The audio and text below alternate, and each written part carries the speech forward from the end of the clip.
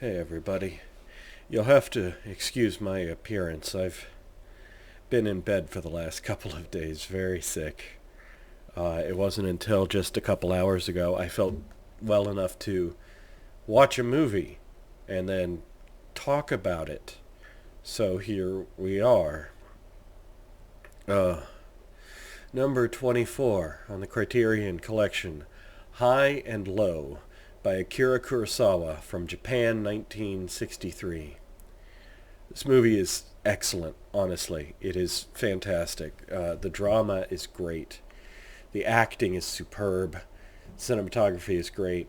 This is an excellent film. It is also the first Japanese movie I've ever seen that was not a samurai film or just a bonkers, off-the-wall, bizarre film. Um,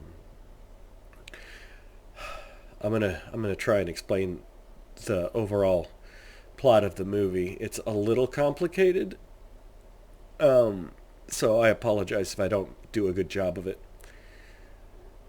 But essentially, an executive at a shoe company has mortgaged his house and everything he owns, to the extent that he even says, I don't own the clothes on my back anymore, to raise the money to do a surprise takeover of the company that he owns. He's going to have enough stock to make himself the CEO because he has plans for how to make this company the best there is. And he had to raise $50 million to do it. And then somebody kidnaps his son and demands 30 million yen, or else they will kill his son. Only then it immediately turns out the kidnapper grabbed the wrong kid, and in fact grabbed his chauffeur's son.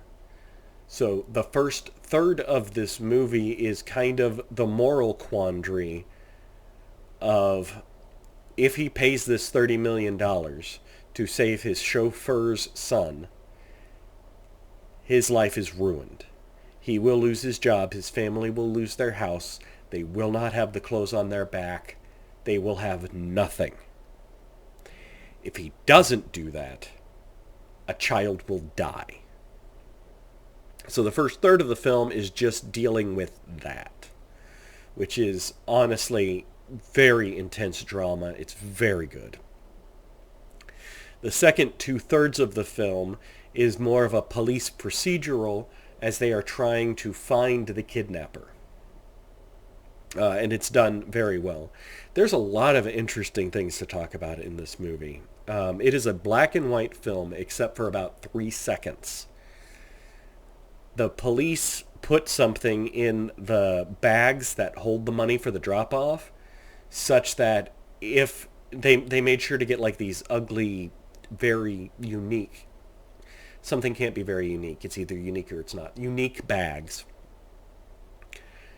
The idea of which is that the person who takes them will have to dispose of these bags in some way, either burning them or throwing them in the water or burying them. But they hide some pellets in the lining such that if they get burned, they will emit pink smoke.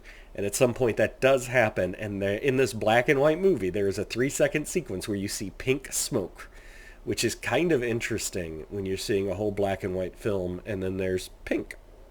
It is apparently also the first time Kurosawa ever used color. And they were briefly tempted to do color for the whole movie, but decided that they didn't have enough experience with color to do it right. Which is interesting, although it does explain why it's a black and white movie in the 60s. Another interesting fact is it is pointed out by the police, and this was kind of a loophole in Japanese law at the time. If you kidnap somebody's son or wife, somebody's family member, and demand ransom, the penalties are pretty severe if you get caught. Weirdly, in this case, he kidnapped essentially a stranger. The chauffeur's son has no relation to the guy with the money. And the Japanese penal code did not cover that at that time. He would have gotten 5 years for kidnapping, end of story. which they don't talk about how much he would have gotten for the extortion part if it had been his actual son, but the implication was that it would be significantly greater. And I read up, and it turns out that following the release of this movie, there was actually an increase in kidnappings in Japan, where people basically tried to mimic this movie by kidnapping non-relatives and demanding ransom or they would kill them. Such that eventually the Japanese penal code was changed to cover this circumstance better. So that's interesting. This film is also cited as inspiration for the Matt Reeves Batman movie by the director Matt Reeves and the Parasite movie, the Korean film from 2019.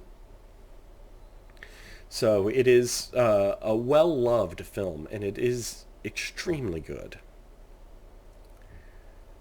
I think that's all I've got, really. That's the most I've talked in 2 days, and I'm feeling pretty tired now. So, the next movie on the list is called Alphaville. It is a French film from 1965, directed by Jean-Luc Godard. So, we have that to look forward to. Thank you, again, as always, for going on this journey with me. I will see you guys next time.